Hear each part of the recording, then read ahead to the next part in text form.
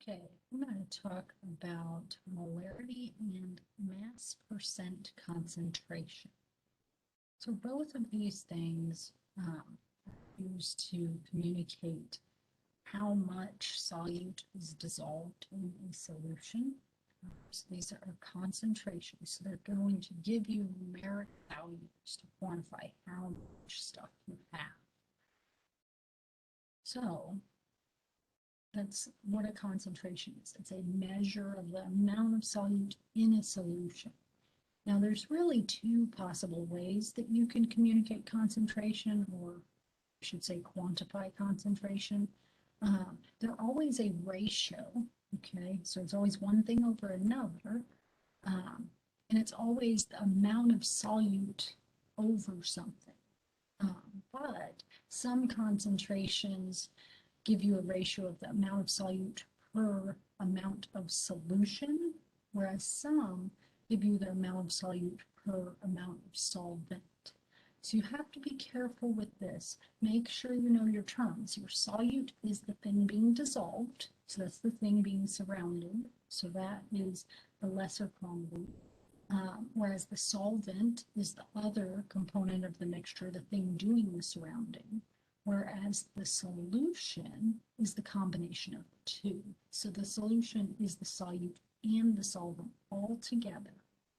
Okay, so the ratio essentially can be either the part over the total, so solute over solution, or the part over the other part. Okay, so the small part over the big part. So you have to be a little bit careful. Now the ones that we're going to talk about in this video are both of the first type. So they're both an amount of the solute over the total amount of the solution, okay? But what can be different with that is we can have all kinds of units, okay? Depending on what units you choose to use, that quantifies it essentially in a different concentration, okay? So the solute amounts are always going to be in either moles or grams, okay?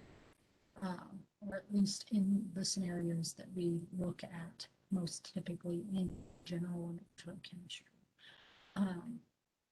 Whereas the solution amount sometimes is measured in liters, so as a volume. Sometimes it's measured as a mass in grams or possibly kilograms. So depending on what type of concentration you're trying to quantify will determine what units you use, okay? Because that's really the big difference between the different types of concentrations. It's just you're putting things in different units. And the reason we would do that is depending on what you're trying to utilize this for, some units may be more convenient than others. So usually depending on what field you're working in will determine what concentration units you typically use. So like in, say, the medical field, a lot of times when they're dealing with solutions, they have them in mass percent concentrations. Okay, so like IV solutions in mass percent, like a 5% glucose solution or a 10% saline solution, things like that. And so we're going to look at a couple types. The first one we will look at is a percent by mass or a mass percent concentration. Okay, so this is a common type of concentration. It actually should be one of the easiest really to understand as long as you understand what a percent is. And so a percent is always some fraction times 100. Okay, and typically it is the part over a total. So whatever component you're interested in, divided by the total, and then multiplied by 100 to make it into a percent. Okay, so in this case, we're interested in how much solute we have. So it's the solute over the solution. The solution's the total times 100%. Okay, so it really is a ratio of the mass of solute per mass of solution, and then times 100 makes it a percent. Okay, just remember that the mass of solution is the total mass of all of it. Okay, so it's the mass of solute plus the mass of solvent. So you have to be very careful when you're dealing with solutions, and make sure you keep track of your data, because some information tells you about solute, some information tells you about solvent, and some tells you about solution. And those are all different things, and they're not interchangeable. So you have to be careful. Now, when you're using this kind of equation, or you're calculating this type of concentration, you actually can put the masses in any unit as long as they're the same. Okay, most of the time we would take them in grams, so we would know the grams of solute and the grams of solution. And so you take grams divided by grams, and what happens is they cancel, and when you multiply by 100, it becomes a percent, so that becomes the unit. So you can't take like grams divided by kilograms. Those will not cancel, and so you wouldn't actually get a percent out. So you just have to make sure they're the same unit and keep it straight that you're taking solute over the total solution. So let's look at a couple examples. So this first one says, what is the percent by mass concentration of a solution prepared by combining 35 grams of NaCl with 750 grams of water? Okay, so there's a lot of stuff here that's important. So I'm just going to start listing things. So we want the percent mass. So I'll write that as just a percent symbol and then mass. And I'll say question mark. That's what we're looking for. Okay, and this solution is prepared by combining 35.0 grams of NaCl with 750 grams of water, so H2O. Okay?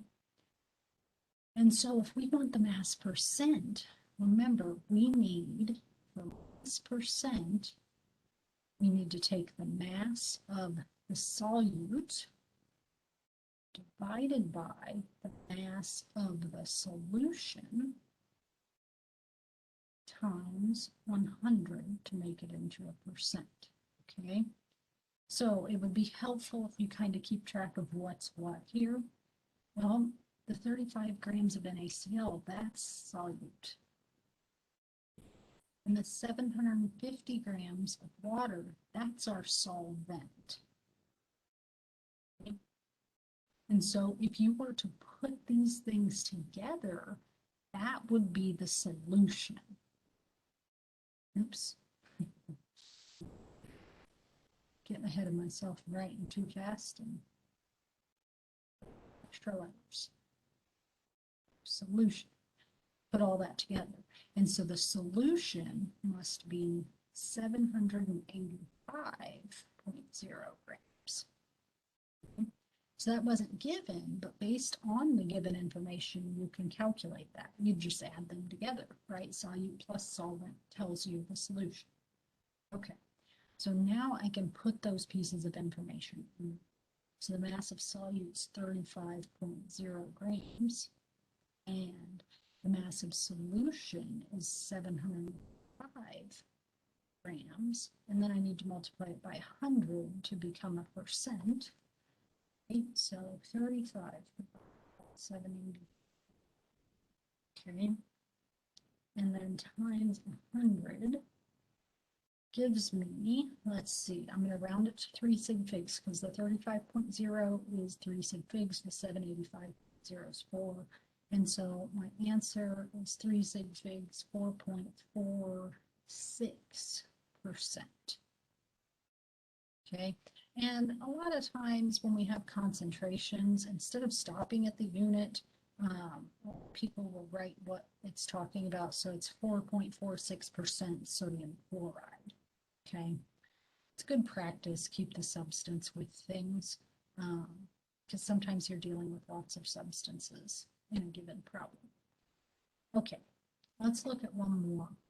It's a little tougher than this one. Let's see. Now we've got this. It says, what is the mass percent concentration? So again, mass percent is what we want. Of a solution prepared by dissolving 34.0 grams of glucose, so C6H12 okay, in 470.0 milliliters of water, and then say the final volume of the solution, so the solution is milliliters, okay? And then I give you the density of water and the density of the solution. Now, we've got a lot of information here. And for mass percent, normally we should just need two numbers. We just divide one number by the other and multiply by 100. You need to make sure you're using the right numbers. So here, if we want percent mass, we need the mass of the solute, which in this case is the glucose, the C6H12O6, and that's because the glucose is dissolving, right, in the water. Okay, so the glucose is the solute, and we need the mass of the solution bottom. Okay? So usually we do SOLN for solution, and then we're going to multiply by 100. So for that, we have the mass of the glucose, that's 34.0 grams, okay? But we weren't given the mass of the solution. So you can get the mass of the solution like we did on the previous problem by adding the mass of solute and the mass of the solvent, but we don't have the mass of the solvent either, okay? So we've got a couple of options here, or maybe we've got densities, and so densities can be used to convert between mass and volume, and we need another mass, okay? So we can calculate, say, the mass of the solution using the density of the solution. Okay? We can use the density of the solution to convert the volume to the mass. So I could take the 500 milliliters of solution, and I can cancel milliliters of solution and get grams of solution by using the density of the solution. So it's 1.008 grams per 1 mil. Okay? And so 100 times 1.8. And so that gives me 540 grams. So that would go on the bottom. And then I need to multiply by 100. Okay? And so that would give me over 4 times 100. Looks like I need 3 sig figs because of my mass of glucose, and that's 6.75%. And again, we can include that in there, 6.75% C6H12O6, if you want to be a little more clear. Now, that was one way we could do it. There is another way that takes a little more work because we had the density of water. So you could use the density of water with the volume of water, and that would give you the mass of water. Then you could add the mass of water to the mass of glucose, okay? And that should come out as the same answer as what we've got, okay? Sometimes if there's multiple routes, your answers can be off in the last digit just due to a little difference in rounding. In this case, I think it comes out the same because the accuracy I gave you things in. But either way would work. Okay, no matter what, it would be mass of solute over the mass of solution times 100. Okay, now let's look at molarity or mole concentration. So molarity is just the amount of solute per volume of solution, okay? So it's a ratio of solute over solution again, but instead of being mass and mass, the amount is in moles, Okay, so the amount of solute is in moles, and the volume is in liters. Okay, so the difference is, you still have solute over solution, but the difference is the units. Okay, so instead of grams over grams, now we're taking moles over liters. Okay, and we're not multiplying by 100 because we're not making it into a percent.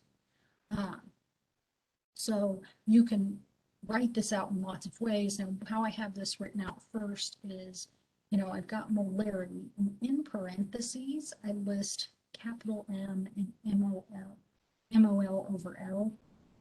Those are the units, okay, of the molarity.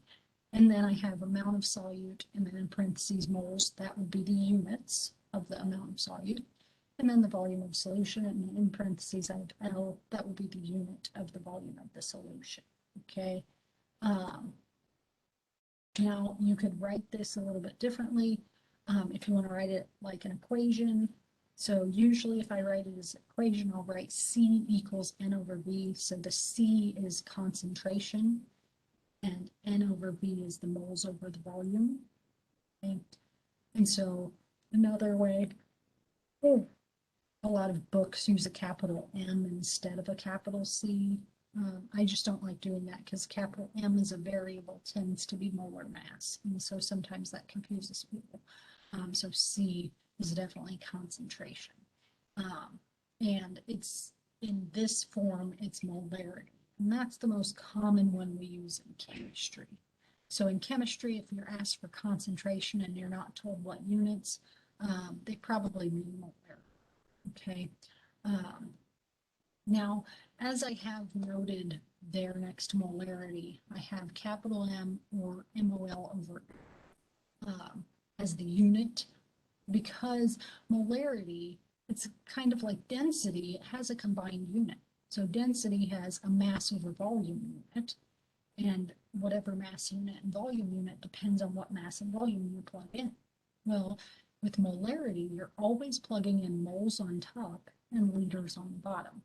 So the combined unit is always moles per liter, but you can rewrite that as a capital M. Capital M represents moles per liter.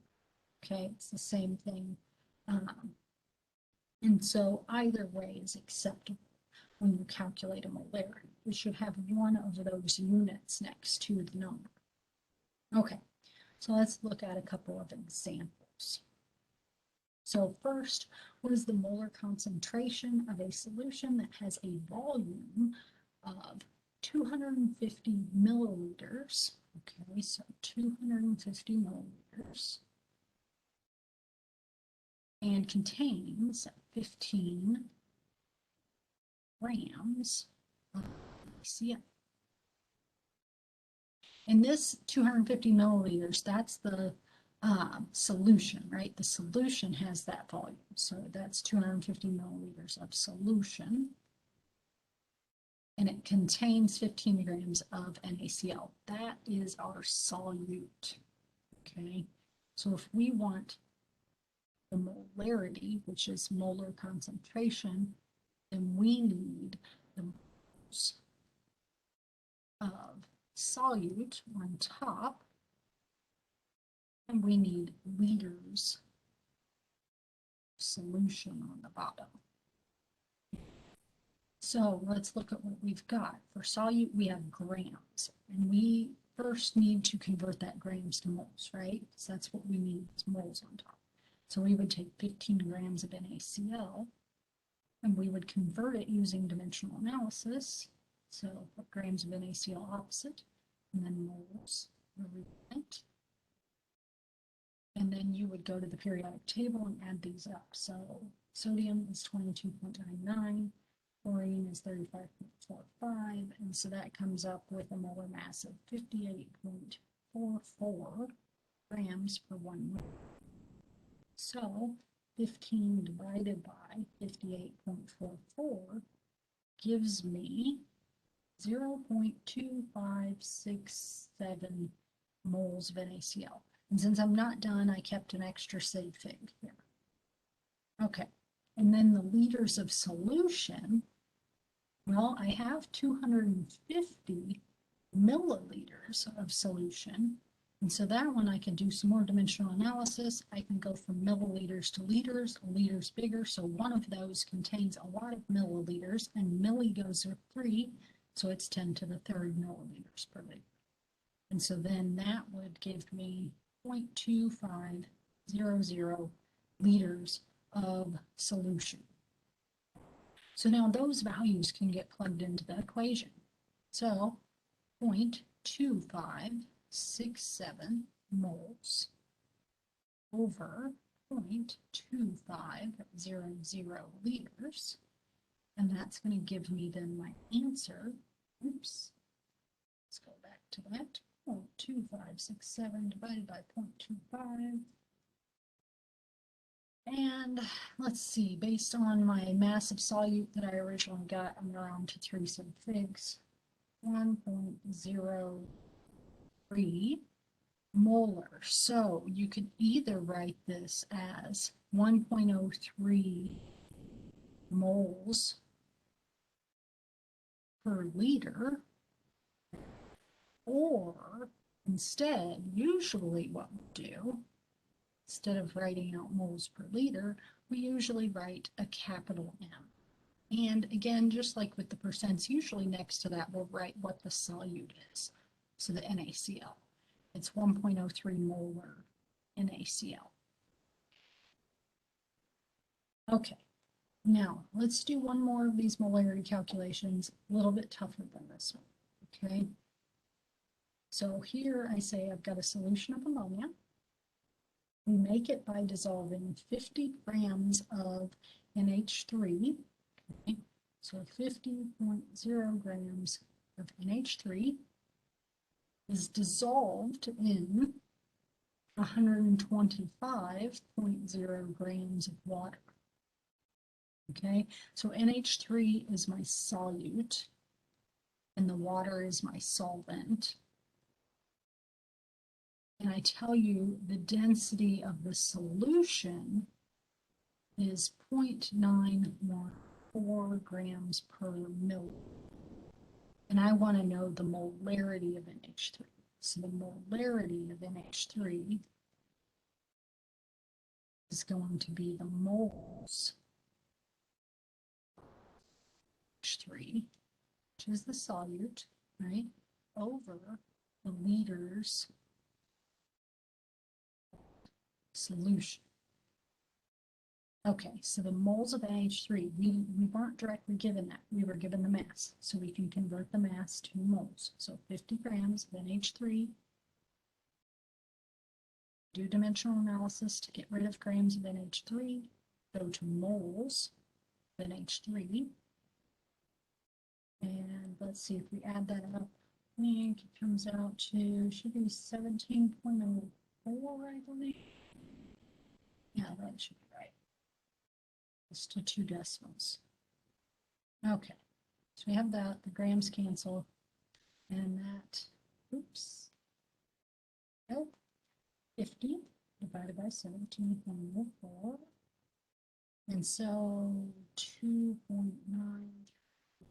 I'll keep an extra sig fig there, moles of NH3. So that's actually going to be my top number, 2.94 moles. And then I need the liters of solution. Now, all we have is the density of solution. But if you have a density, you can get volume from mass.